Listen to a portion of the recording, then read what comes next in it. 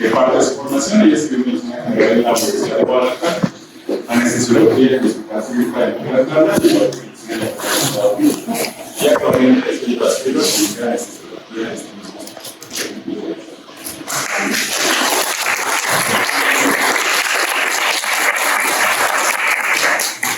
Buenos días. Bueno, el tema a presentar es disfunción diastólica en sepsis. Y vamos a iniciar con la definición principal de sepsis.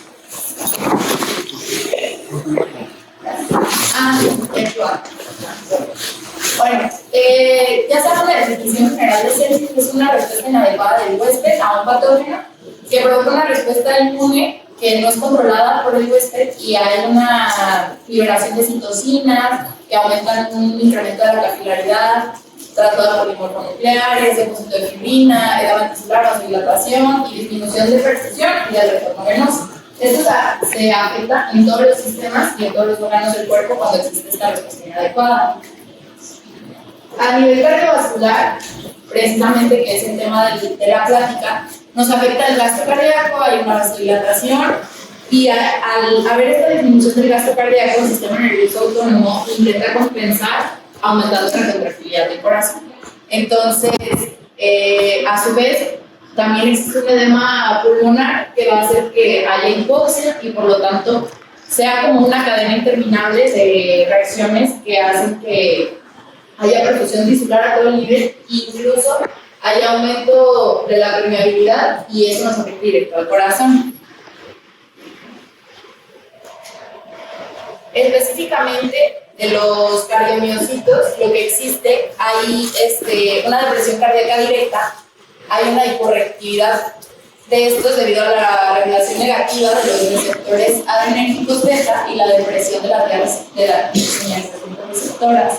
Estos cambios pueden estar mediados por muchas sustancias, como son las citocinas, el óxido nítrico, y va a haber un daño directo al cardiomiocito, un daño endotelial causado por los DAMs, que son las moléculas, patrones moleculares asociados al daño, las trampas extracelulares de neutrófilos, y también todo esto son factores de presión del miocardio que nos van a llevar a una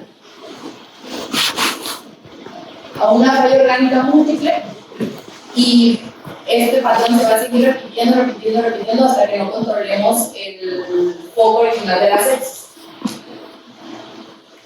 Bueno, a nivel cardíaco vamos a tener una afectación ventricular sistólica o diastólica, dependiendo del caso. Va a haber un inadecuado gasto cardíaco. Esto quiere decir que no necesariamente porque tengamos una frecuencia cardíaca elevada, porque se aumenta la contractilidad, tengamos un gasto cardíaco elevado. El volumen sistólico forma parte principal de la adecuación del gasto cardíaco, entonces si tenemos alguna de las dos afectaciones, pues obviamente nuestro gasto cardíaco va a ser inadecuado. Por lo tanto, vamos a tener una alteración de entrega de oxígeno y como ya les dije, también hay hipoxia tisular a nivel de, también pasa por el edema pulmonar y ya mencionamos el daño celular primario miocardio. Bueno, se ha dicho mucho sobre la elevación de marcadores. ¿Qué nosotros necesitamos para diagnosticar una disfunción miocárdica o diastólica en sepsis? Existen marcadores conocidos por todos nosotros que son la troponina y el BNP. Estos dos se han utilizado indiscriminadamente como diagnósticos. Sin embargo, existe por sí solo una elevación de estos dos biomarcadores en la sepsis. Siempre va a haber una elevación. No son útiles para identificar la disfunción miocárdica, pero se han relacionado directamente a cierto tipo de casos. Por ejemplo, si tenemos una liberación de troponina y se eleva, esta nos va a indicar que los miocitos están dañados, porque es la troponina ahí. Y nos puede nos puede decir que hay un daño estructural. Sin embargo, el BNP, cuando se encuentra alterado, o sea, elevado, nos refleja que hay una tensión de la pared miocárdica y también nos dice que hay un daño funcional del corazón. Entonces, no son como diagnóstico, pero si nosotros tenemos una elevación de estos biomarcadores, lo que vamos a tener es que vamos a saber que nuestro corazón está fallando o que hay algo específicamente dañado, ya sea uno u otro o ambos, dependiendo del caso. Y bueno, la ecocardiografía es el método más práctico y mejor para diagnóstico de la disfunción diastólica. Se define la disfunción diastólica como una condición alterada de la relajación del ventrículo izquierdo y hay un aumento de la rigidez de las cámaras de este, que aumenta las presiones de llenado. Entonces, todos los estudios que se han realizado, o bueno, la mayoría, se realizan en un paciente con sepsis posterior a las 24 hasta 72 horas. ¿Esto qué es una sepsis tardía? ¿Por qué? Porque nuestro goal debería de ser identificarlos en las primeras 12 horas. Sin embargo, hay muy pocos estudios, pero bueno, ahorita vamos a hablar más de eso. Y también existen patologías coexistentes que pueden contribuir a que esta función miocárdica esté alterada. O sea, no solamente la sepsis lo va a alterar, sino otras cosas. Bueno, como conocemos el ARDS, el síndrome de distrés respiratorio agudo, va a afectar va a tener una mayor presión en la contractilidad del BD. Entonces, nosotros vamos a tener un ARDS, que vamos a tener afectación del BD per se, entonces nosotros tenemos que tener mucho cuidado para cuando hacemos el diagnóstico con ecocardiografía, tener en cuenta las patologías que ya existen. También, si nosotros resucitamos a nuestro paciente con líquidos, o tiene vasopresores, o incluso tiene ventilación mecánica, y tenemos un paciente con ARDS, ventilación mecánica, presiones elevadas, nuestro BD va a estar afectado. Entonces, todas esas patologías coexistentes deben de estar en nuestra cabeza cada vez que nosotros intentemos hacer un diagnóstico de función diastólica. Y bueno, la fracción de eyección, que es súper importante, que es siempre en una evaluación ecocardiográfica, puede variar por completo durante todo el ciclo de la sepsis. O sea, podemos tener un paciente que inicia con una fracción conservada y luego se deprime, o al principio inicia con una fracción disminuida y luego aumenta. Todo esto tenemos que tenerlo en cuenta. Nuestro paciente no es el mismo cuando lo evaluamos ahorita mediante ecocardiografía que 5 minutos después. Nuestro paciente puede variar completamente. Es por eso lo práctico y lo esencial de la ecocardiografía en este tipo de patologías.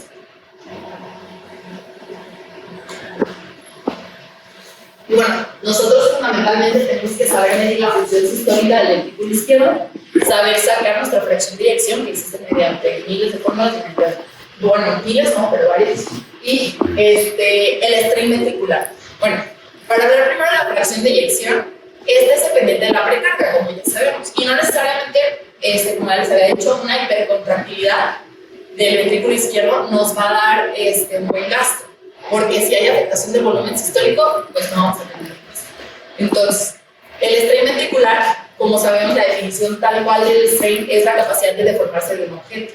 Entonces, nosotros vamos a saber que nuestro ventrículo tiene la capacidad de contraerse y deformarse durante el ciclo cardíaco. Y si está alterado, se va a alterar también la saturación venosa central, el arco va a elevarse, y vamos a saber que el strain está directamente relacionado con un marcador de disfunción miocárdica, y también hay estudios que indican que tiene una mejor correlación de la sobrevida después de un paciente que usa con sepsis, si el strain sigue conservado. Y bueno, el siguiente es un video que nos explica ya generalmente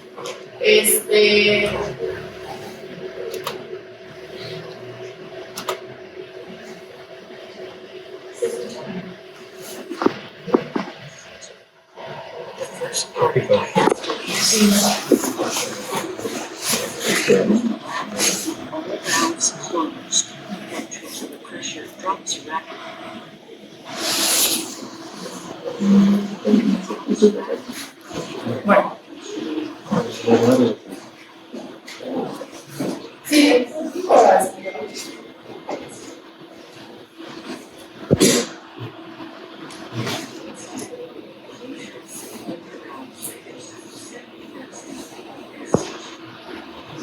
bueno, tenemos que el inicio de la diástole es a partir del segundo sonido, en el cual vamos a tener a ver,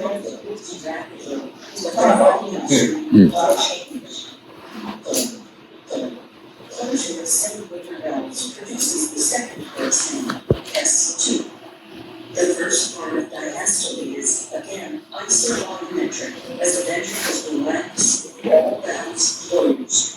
Ventricular pressure drops rapidly, and their volumes remain unchanged. The atrial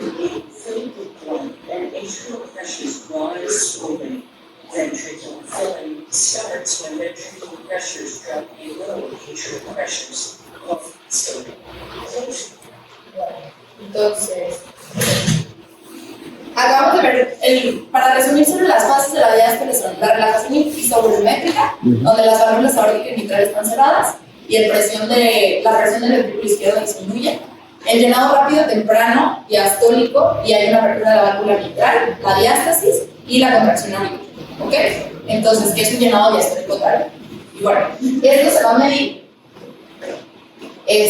a través de la válvula mitral. Entonces, nosotros tenemos nuestra ventana de 4 cámaras en la cual nos vamos a citar el monitor arriba de las válvulas centrales.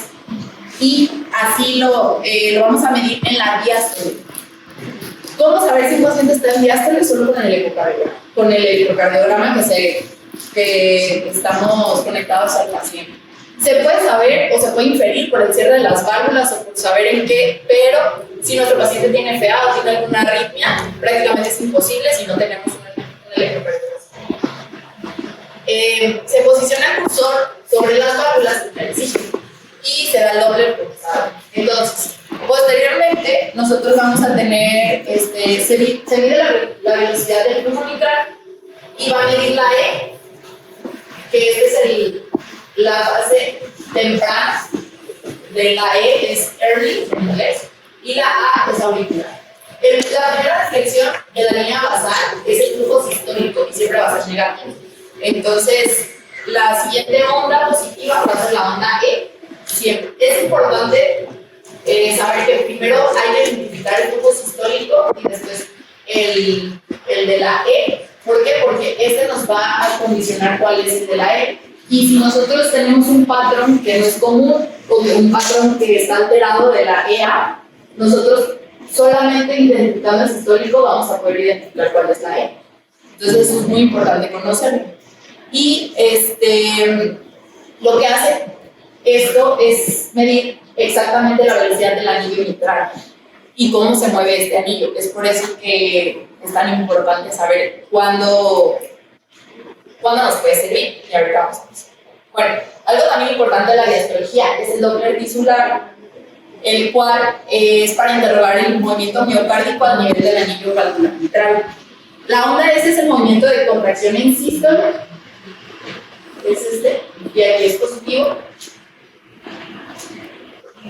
Perdón, y posteriormente la E' representa el movimiento del miocardio que se aleja de la sonda, por eso es negativo, y se relaja en diástole.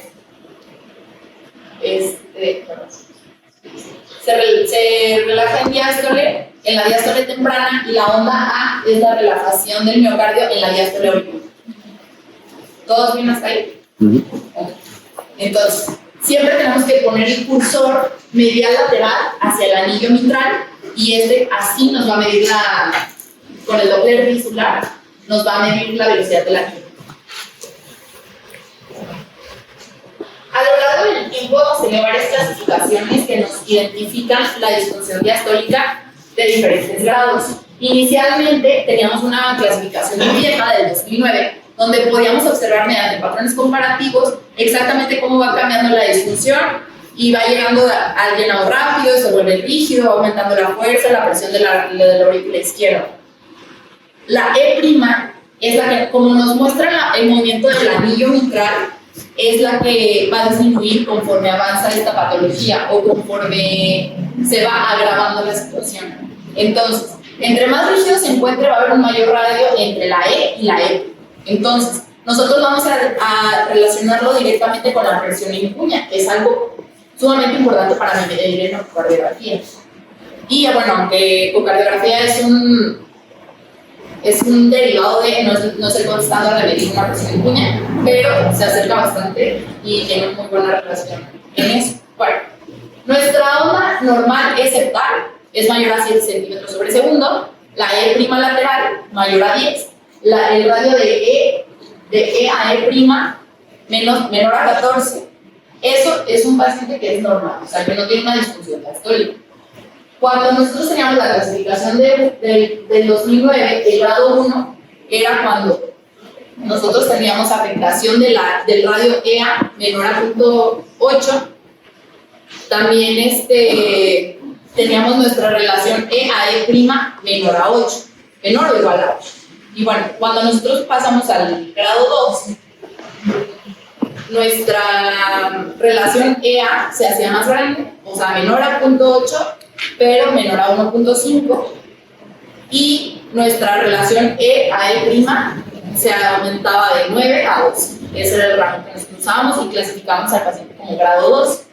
En el grado 3 era cuando se elevaba el EA, la relación EA mayor a 2, la relación E y E' mayor a 13 o incluso mayor a 14. Que cada uno de estos grados se llamaba normal, pseudonormal y restrictivo. Entonces, nuestra función diastólica estaba restrictiva cuando nosotros teníamos el grado 3. Sin embargo, se analizaron como muchos años y mucho tiempo, llegó un consenso y dijeron, esto no nos valora a la mayoría de los pacientes. Hay muchísimos pacientes que se quedan fuera o se quedan no clasificados. ¿Qué hicieron en el 2016? Terminaron los cardiólogos y cardiografistas y dijeron, bueno, se nos ocurrió otra, pero le vamos a agregar algo más chido, indeterminado. ¿Qué es indeterminado? Nosotros tenemos los 4 principales criterios diagnósticos que son igual la E a E' mayor a 14, la E' septal menor a 7 o la lateral menor a 10 y la velocidad tricuspidia de la regurgitación tricuspidia, mayor a 2.8. Y le agregan también otra cosa, el volumen indexado de la aurícula izquierda, mayor a 34 milímetros. ¿Qué vamos a hacer con estos 4 criterios? Nosotros vamos a ver cuántos cumple nuestro paciente. Si cumple menor del 50%, está bien y es normal nuestro paciente. Si tienes 2, es indeterminado. Nadie sabe si tienes histórico, diastólico o no. Y si tiene más del 50%, bueno, hay que agregarle la grado de dificultad y vamos a ver la EA. Si nosotros tenemos una EA menor a 0.8, nuestro paciente va a estar normal. Si nosotros tenemos entre 0.8 y 2, vamos a agregarle otro. Si tenemos E sobre E' mayor a 14 o la velocidad de nuestra válvula de regurgitación tricuspidia mayor a 2.8 o nuestro volumen indexado mayor a 34, que eran los criterios principales, tenemos menor del 50%, bueno, tenemos un grado 1. Si tenemos mayor del 50%, o sea, 2 criterios, grado 2. Y si tenemos más del 50%, o sea, 3, tenemos indeterminado y grado 2, me equivoqué. Y si tenemos desde un inicio una EA mayor a 2, vamos a tener un grado 3. ¿Qué pasó con esto? Sí, en el 2016 lo tuvimos, lo clasificamos y así empezamos a usarlo entre todos los pacientes. Bueno, aún así, muchísimos pacientes se quedan sin determinar si nuestro paciente tiene una disfunción diastólica. Entonces, ese problema sigue y va a seguir incluso en los pacientes con sepsis. Hay un artículo del 2019 que hace una definición simplificada sobre la función diastólica comparado con las definiciones estándar que les acabo de explicar. Este es un artículo que analiza 262 pacientes y trata de identificar cómo es solamente valorando E sobre E'. Entonces, se desarrolla, previamente analizando todas las clasificaciones que hay y 2 pacientes, porque es realmente una necesidad saber si nuestro paciente tiene una disfunción diastólica. ¿Por qué? Porque nos va a afectar todo el manejo. Un paciente con una disfunción diastólica no vamos a reanimarlo como solemos reanimar a un paciente o como Rivers nos enseñó hace 20 y tantos años en el Survival Sepsis. Entonces, lo que vamos a hacer es sumamente importante para manejar a nuestro paciente en sepsis. Entonces, estos individuos clasificaron a los pacientes con las mediciones disponibles y ubicaban el paciente en una sola categoría. Ese era el objetivo del estudio. Y si las mediciones no eran concordantes o no eran suficientes, pues se catalogaba como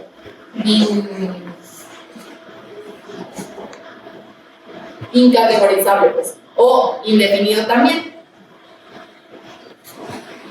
En esta tabla comparativa tenemos que nuestros pacientes utilizaron 100 pacientes, más o menos, que clasificaron en la clasificación del 2009. De estos, el 27% los clasificaron como una función diastólica normal 7% como disfunción diastólica y 66% como no categorizables. O sea, no entran ni en una ni en otra. Entonces no sabemos si tienen o no. 66% me parece que un número bastante grande. Entonces, se van a la clasificación del 2016. Tenemos que ahí lo clasifican como normal. El 50% tenía una diastólica normal, diferente a que 27% de la otra categoría, de la otra clasificación nos habían clasificado. O sea, eran los mismos pacientes. 27% la del 2009 los categorizaba como normal y la clasificación del 2016, el 50% exactamente no estaban normales. Entonces, una gran diferencia entre una categoría y otra. Y 21% tenían como una anormal y 30% como indeterminadas.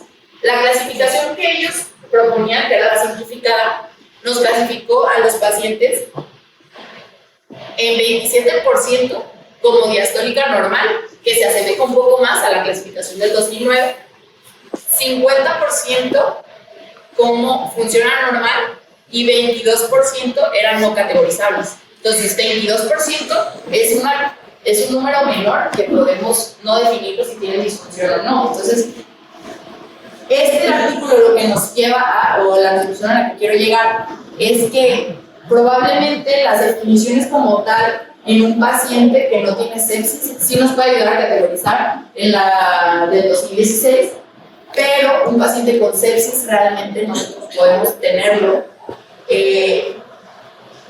Solamente es categorizar si tiene una disfunción diastólica evaluando la E sobre la E'. Entonces, eso nos ayuda, es más rápido, es más fácil medir solamente la E y la E', o hacerle una diastología rápida, pues, pero no necesita todo el ecocardio que a veces se necesitaba para evaluar la función ventricular izquierda, para categorizarlo en cuál de las dos nos iba a caer en la clasificación de 2016. Los patrones.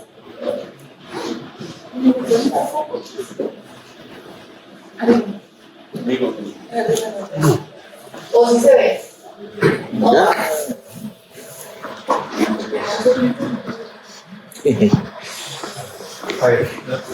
Bueno, no. Si no. Sí.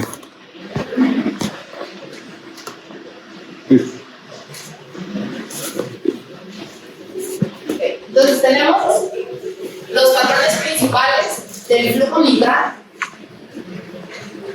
Para algo que se me olvidó mencionarles, en la clasificación del 2009 a todos los pacientes teníamos el flujo mitral y después teníamos que hicieran una valsalva para medir si cambiaba el flujo mitral.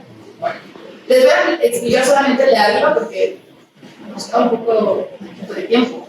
Este patrón es el patrón normal, en el cual tenemos que una E es mayor a una A. O sea, la contracción diastólica temprana tiene un mayor flujo que la ahorita.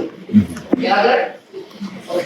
Cuando tenemos una disfunción diastólica leve o grado 1, donde hay una relajación inadecuada, vamos a tener que nuestro patrón disminuye de la EA a menor o igual a 0.8 y vamos a tener que nuestra curva de la contracción temprana cambia y se hace un poco más evidente la contracción auricular.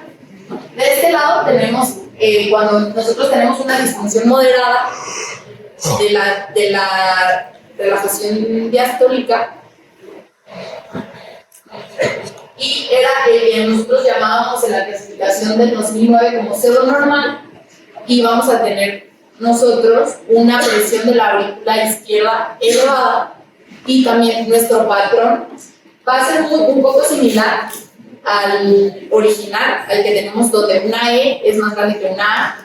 Sin embargo, cuando nosotros teníamos una maniobra de valsalva, esto se invertía y que era lo importante notar cuando nosotros clasificamos en el 2009. Y bueno, la última, que es el grado 3 o es la disfunción diastólica severa, hay dos formas. Cuando ya es restrictiva y no se puede revertir, o cuando todavía se puede revertir y se puede llegar a cambiar a los otros grados.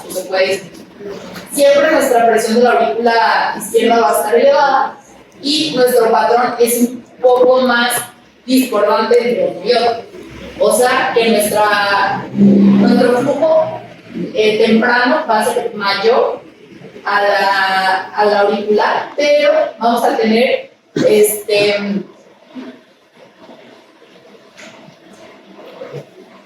un tiempo de desaceleración, que es el DT, menor a 140.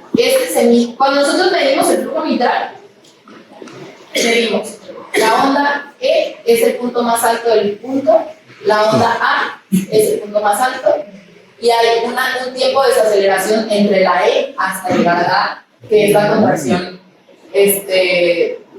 diastólica y volumen. Entonces, este tiempo de desaceleración va a ser menor a 140 milisegundos. Ese punto es el que nos da la clasificación de una disfunción diastólica severa. Y bueno, nosotros tenemos otro estudio en el cual comparan si la disfunción miocárdica o que la disfunción diastólica nos sirve para algo o nos sirve para predecir mortalidad en sepsis o no. Y bueno, en esto todos los pacientes, la mayoría de los pacientes, el 23% tenían una FEBI disminuida. Y la disminución de la onda E, la mitad la tenía alterada, la E'. O sea, esto tenía una velocidad menor de 8 centímetros por segundo. Y los pacientes con choque séptico tenían el 50% de la FEBI alterada y casi el 60% una onda prima de 8, perdón. Y estos pacientes los dividieron según la FEBI y según la E', y cada uno arrojaron varios grupos. O sea, que nosotros teníamos un paciente que tenía una FEBI mayor al 50%. Este fue el punto de corte, aunque sabemos que la última clasificación 52% no más pero ellos se fueron al 50% de FEBI. Y la onda E mayor a 8. Este era un grupo. Y esta era obviamente la sobrevida. El segundo grupo, con una FEBI menor a 50, que era la onda de color verde, que es la segunda.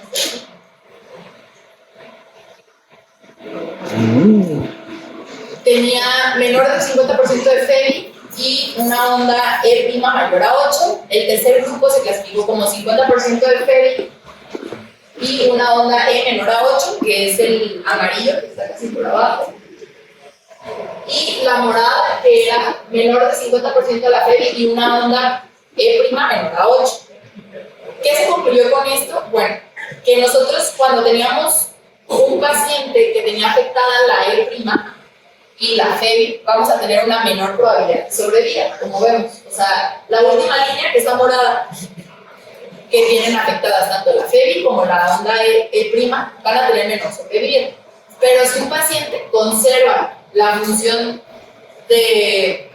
diastólica con una onda E' normal y una FEBI normal, va a tener mejor sobrevida. Eso parecía algo muy lógico, pero era algo que no se podía determinar cuando nosotros no clasificábamos bien a los pacientes o teníamos un grado indeterminado de clasificación. Y los pacientes sépticos per se van a tener una alteración en la relajación y necesitan siempre o casi siempre administración de líquidos. Pero cuando nosotros tenemos revalorizaciones a los pacientes, vamos a saber si nuestro paciente puede recibir líquidos en ese momento o no. Como les digo, o sea, puede estar cambiando continuamente. Ahorita sí necesitar y después no, o ahorita no y después sí. Nuestros pacientes cambian en base. Y los pacientes que tienen alteración de la E sobre la E' tienen mayor susceptibilidad a que les hagas daño con mayor volumen, porque hay una alteración directamente diastólica.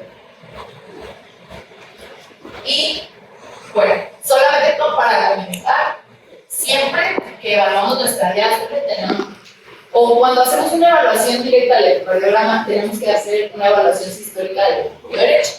Y bueno, todos conocemos la fracción de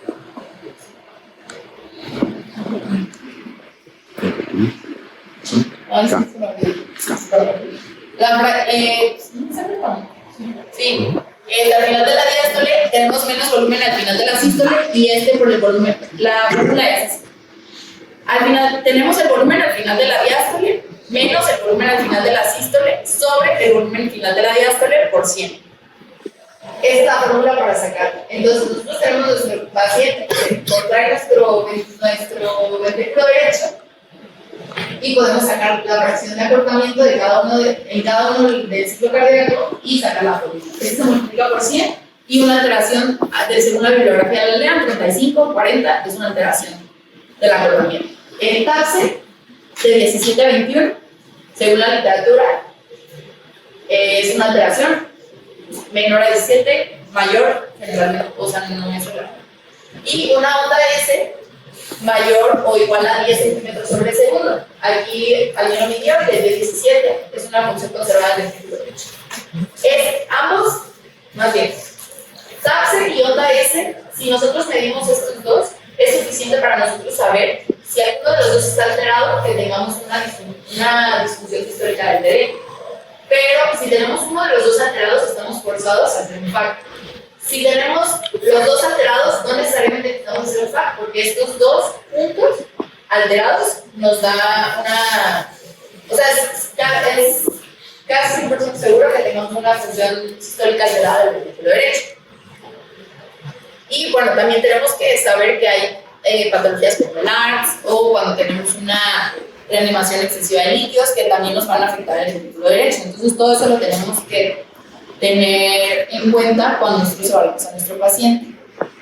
Y bueno, la mitad de los pacientes con sepsis van a tener una disfunción del ventrículo derecho y puede ser respondedor a volumen o respondedor a la precarga o un aumento de la precarga, pero va a ser intolerante sin postcarga.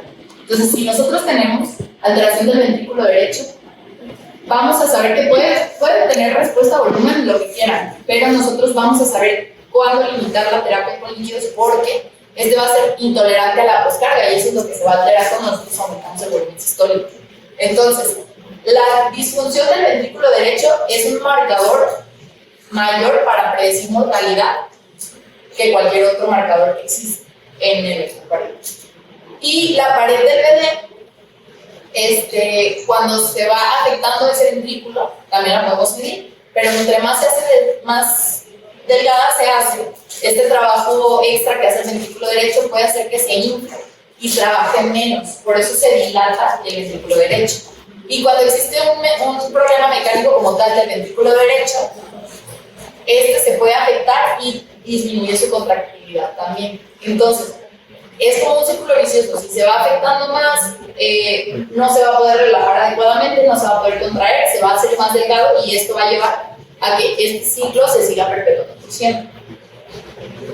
Y bueno, ¿qué se van a llevar a casa ustedes? Bueno, que nuestros pacientes, cuando tienen sepsis, el 60% tiene disfunción del ventrículo izquierdo y hay un aumento del strain. El strain, la capacidad de formarse del sueño. El 50% tiene disfunción del ventrículo derecho, o sea, el 50% siguen muriéndose a pesar de todo. Y 5% tienen resultados críticos no anticipados como valvulopatías o algo más como alguna afectación previa que no sabíamos y nosotros en un assessment pronto del paciente en sepsis nos puede dar estos resultados 5, o sea, el 5% nos van a dar un dato extra que no sabíamos del paciente cuando les hacemos una ecocardiografía temprana en sepsis. Y la disfunción miocárdica es bastante común, hasta el 60%, y directamente está asociada con la mortalidad. Cuando nosotros tenemos una disfunción miocárdica, una disfunción diastólica, hay que cambiar nuestra estrategia de resucitación. Siempre. No hay que ahogar al paciente. Siempre hay que tener, y no les digo que tampoco sean restrictivos, pero hay que tener una evaluación continua mucho más allegada al paciente. Si nosotros vamos a estar revisando a nuestro paciente más seguido, menos se va a morir. Eso en todos los artículos que se ha estudiado eso, se ha concluido eso. Entre nosotros evaluemos más veces a nuestro paciente va a tener diferentes puntos evaluados y diferentes puntos intervenidos en cada punto. Y La monitorización diastólica. La monitorización diastólica nos ayuda a hacerlo rápido y que no necesite un ecocardiograma completo. Entonces, si nosotros tenemos una alteración diastólica, también nosotros podemos ver si nuestro paciente es candidato a una extubación de alto riesgo o no. Entonces, también nos ayuda en muchos puntos. Entonces, no hay que olvidar la diastología, es algo súper importante, es algo muy padre medir. Y pues, no lo olviden, cambien de terapia cada vez que le dan alguna afectación. Y pues bueno, esta es la bibliografía y mis datos de contacto, cualquier cuestión de órdenes.